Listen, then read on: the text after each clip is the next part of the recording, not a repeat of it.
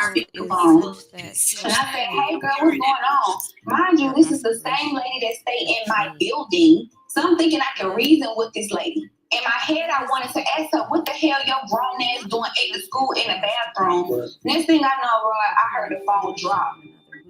And little kids were screaming.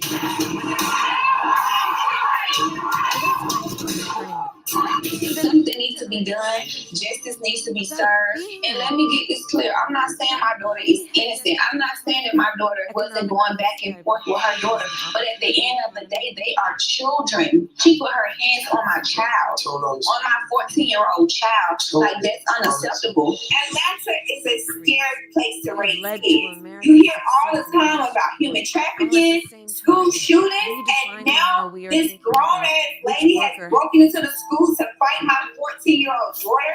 My family has already lost so many people to violence. I don't know what I'll ever do if anything ever happened to her. I think parents need to make better decisions. You're right. Stop thinking. Redefine and perhaps even It can be this small. reorder. In fact, I'm going to start with you lost your brother to nothing. You lost a sibling. And then I'm going to challenge the private sector to do this. You want to go that same route? Let's look at which of those you have to make better decisions with your life. From a skilled experience. You know what I'm saying? Perhaps went through an apprenticeship. So what steps are you taking? So I already filed the restraining order. So the girl and her child can't come around me or Paris. Customize and save with Liberty Mutual. Customize and save. And then I wake up. Is Lilo with you in all your dreams? Oh yeah. Only pay for what you need. Liberty. I love Gen Z. These young leaders are they're clear-eyed. You know, they've only known the climate crisis. They've only known active shooter drills. I mean, we had fire drills, not our kids, right? But they also, they're so wonderfully impatient. Right? No, really, that's good. Good. They're ready to get in there. Let's invest in them. So, for example, one piece of my opportunity economy is we got to deal with the reality of where we are right now. The American dream for previous generations was something that people could kind of count on, not so much anymore in terms of home ownership. We have a housing shortage in America. We have a supply shortage. So part of my plan is, hey, let's be clear-eyed about this moment. Let's invest in the future.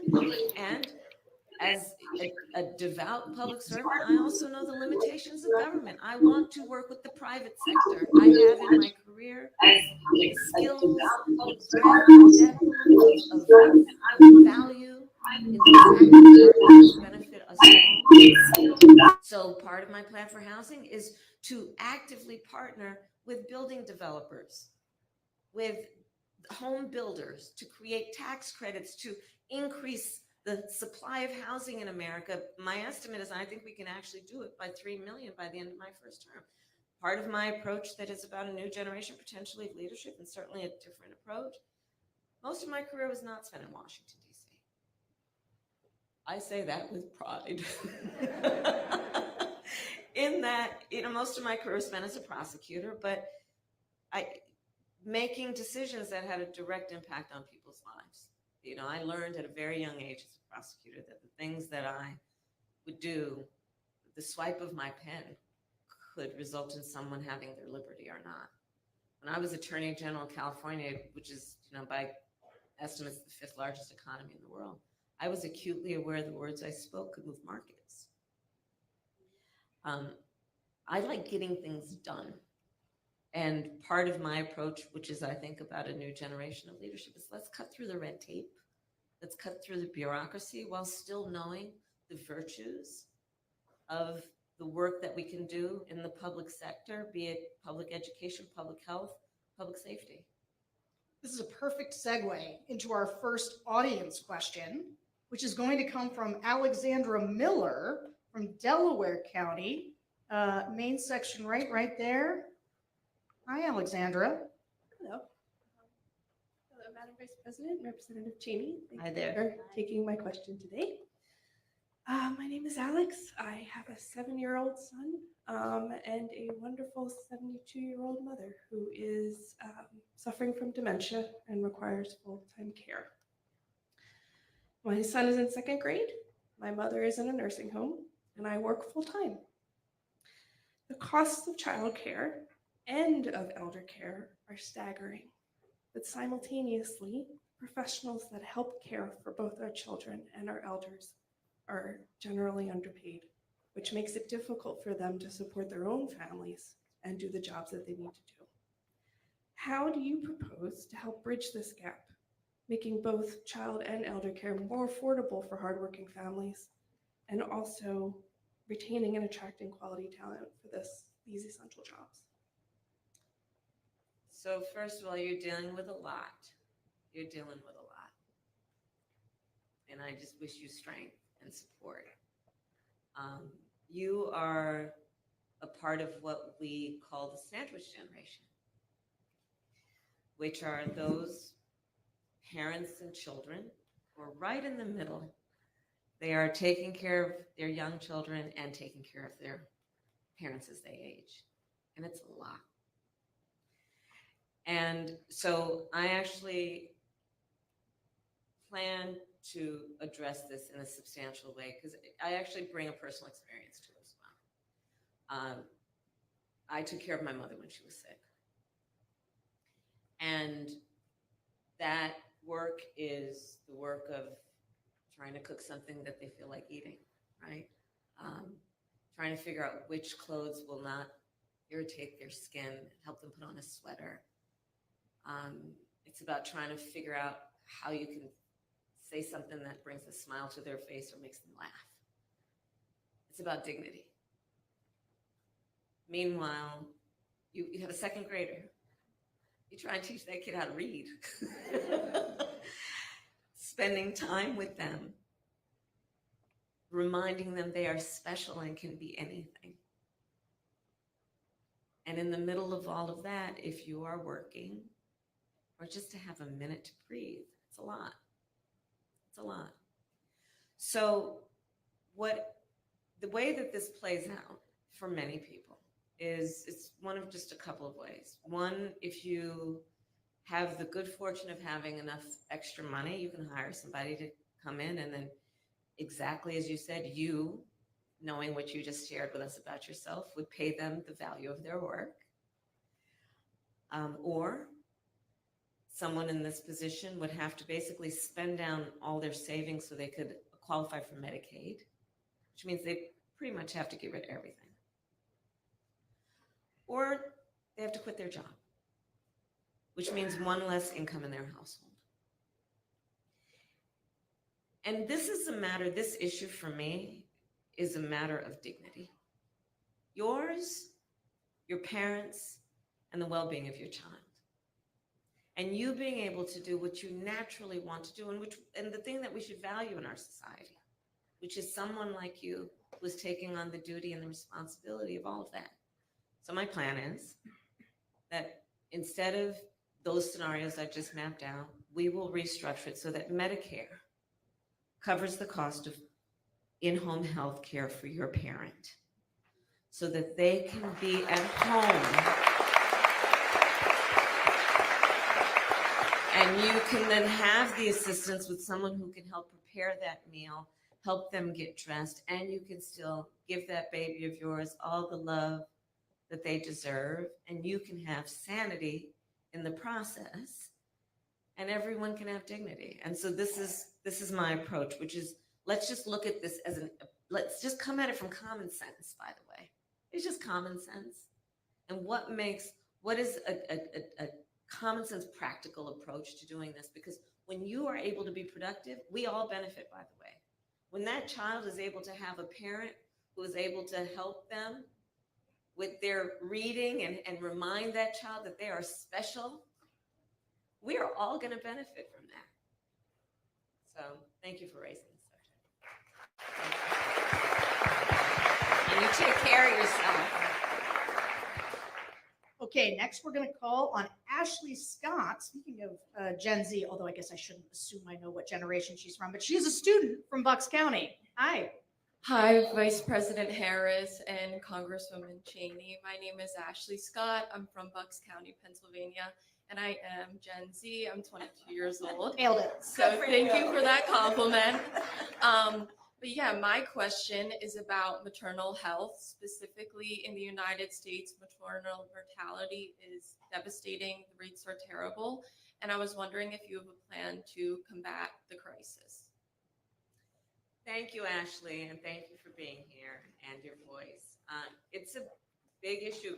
So we have the very, I think, shameful distinction of any wealthy nation having one of, if not the highest rate of maternal mortality.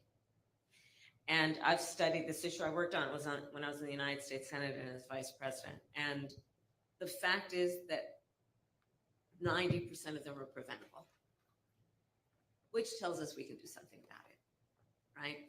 And it is an issue. So Black women are 3 to 4 times more likely to die in connection with childbirth. Native women are like twice as likely. Rural women, 1.5 times likely.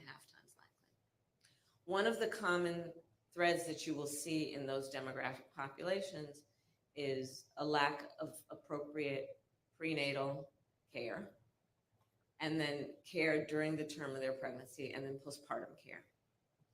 And we know that when that care is available, they're having a healthier and, by the way, happier experience. And the long-term impact to all of us as a society, much less to that family, is immense. And so the work that we've been doing and the work I intend to do going forward is to address that, right? So for example, in rural America, the way that the system has been structured, the healthcare system has been structured, is a lot of those hospitals and clinics have had to close because of the way we reimburse based on population size. And as people are leaving rural America, then the hospitals and the clinics can't afford the overhead. I'm oversimplifying, but just to make the point. So we need to address that in terms of how we're structuring, how we create incentives and give the resources to those healthcare facilities, be they clinics or hospitals. The other piece that we have to do is really just talk more about the issue around also how in the healthcare system we are treating women. And are we taking women seriously when they talk about their healthcare concerns? So again, personal experience, my mother had 2 goals in her life: to raise her 2 daughters, my sister and I, and to end breast cancer. My mother was a breast cancer researcher. And she was so passionate about women's healthcare. And I remember it as a young girl and throughout my life. And we still have a lot of work to do to make sure that when she walks into that clinic, that doctor's office, that hospital, that she's taken seriously. And that's also about what we do in terms of training within the profession. It's also about what we do in terms of public education to get information to women so that they know that they are not just complaining and they should not suppress or subordinate, but their concerns might be about themselves because they're taking care of everybody else. So there's a lot of work to do. And of course, there's a connection between this and what we need to do since the Dobbs decision came down. When we are looking at, I've met with a lot of, in particular, OBGYNs who are concerned that there are kids going through, young people going through their medical school who are now feeling deterred from engaging in reproductive health work. And reproductive health work is vast. It is not only about abortion. It is about a whole array of care. And we want to make sure that we're not creating disincentives for people to go into that very, very important profession. And then we also want to make sure that we are in the whole issue of reproductive care, not suggesting to women or the people who love them that they should be judged. Because there is that also when you're talking about reproductive care, where women sometimes are made to feel or do feel embarrassed to talk about their needs as it relates to their reproductive health. And then, of course, I feel very strongly the government should not be telling any woman what to do with her body.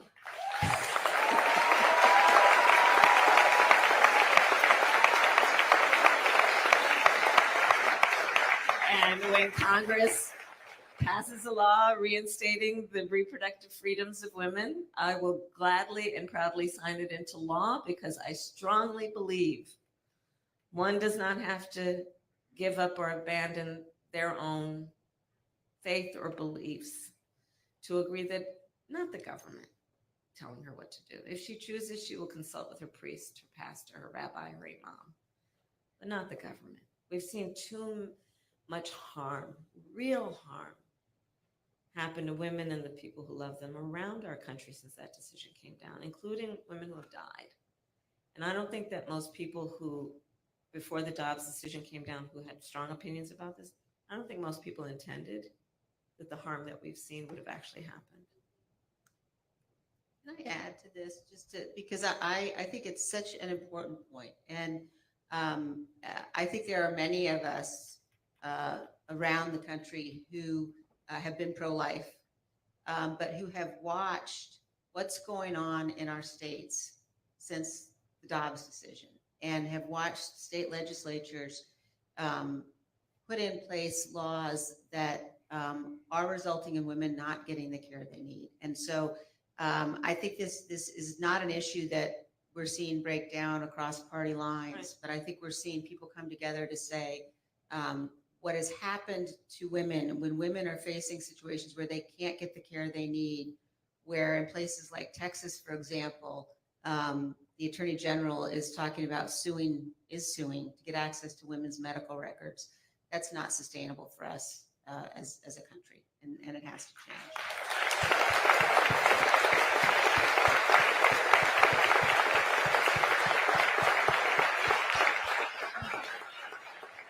So as we come close to time here, I want to ask you both kind of a final question. I watched the conversation in the country and the way that the media covers this election, and it's often about the race, who's up in a poll, who's down in a poll, and I don't always feel like we're talking about the stakes enough. And Liz Cheney would not be here if she didn't think the stakes were very high. And frankly, the Republicans wouldn't be so angry at you if they didn't think you were an effective surrogate as somebody speaking about the stakes. Some Republicans. Some Republicans. Hashtag not all Republicans. I've seen a lot of Republicans. I've seen it, and I know it happens. They constantly. I know it. Yeah.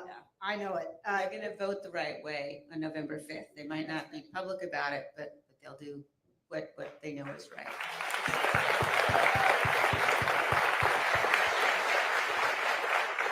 But just to close, and maybe starting with you, Congresswoman, so you can have the last word. Talk to me and all of us about the stakes. Many people in the room here are undecided voters. What's kind of the last pitch that you would make about why this election is so important and why you believe they should vote for the vice president?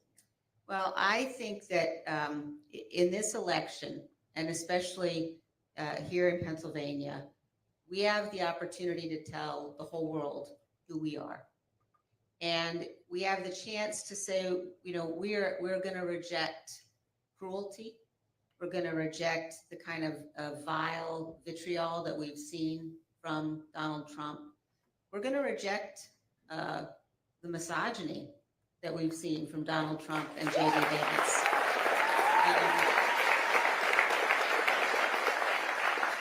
And we have the chance in this race to elect somebody who you know is going to defend the rule of law. You know Vice President Harris is going to defend our Constitution. We have the chance to remind people that we are a good country. We are a good and honorable people. We are a great nation. And in this race, we have the opportunity to vote for and support somebody you can count on. We're not always going to agree, but I know Vice President Harris will always do what she believes is right for this country. She has a sincere heart, and that's why I'm honored to be here and support her in this race.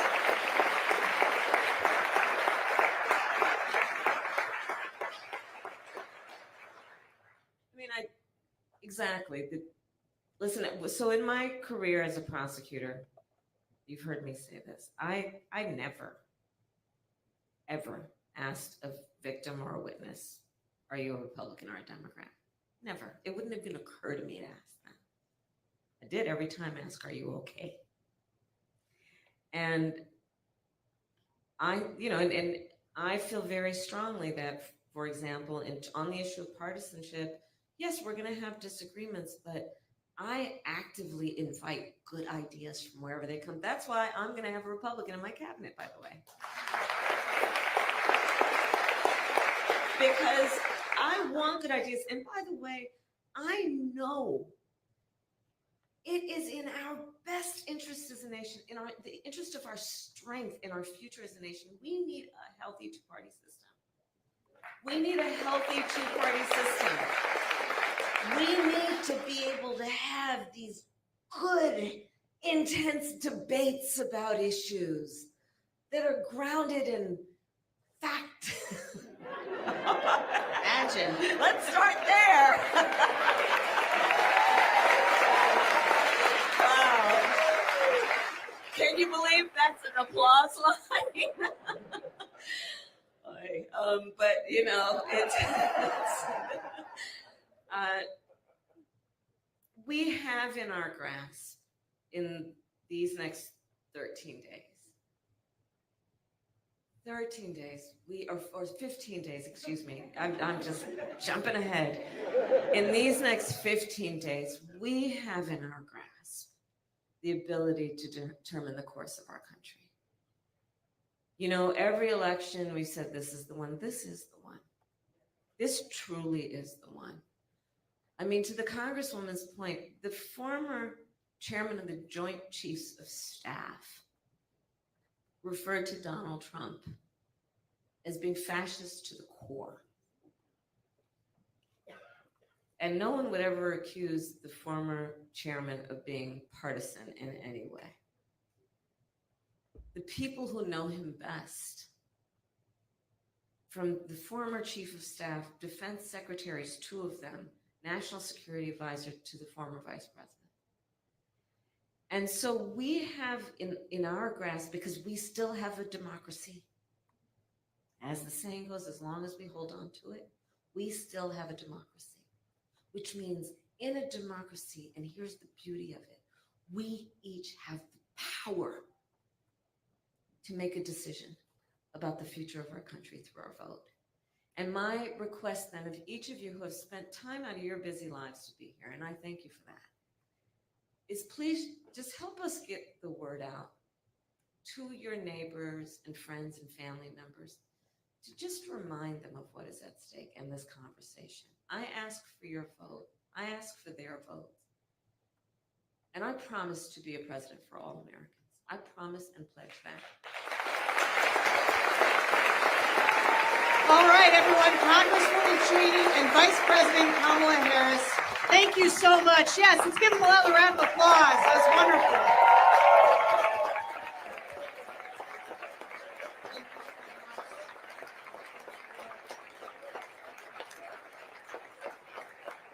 Thank you for coming.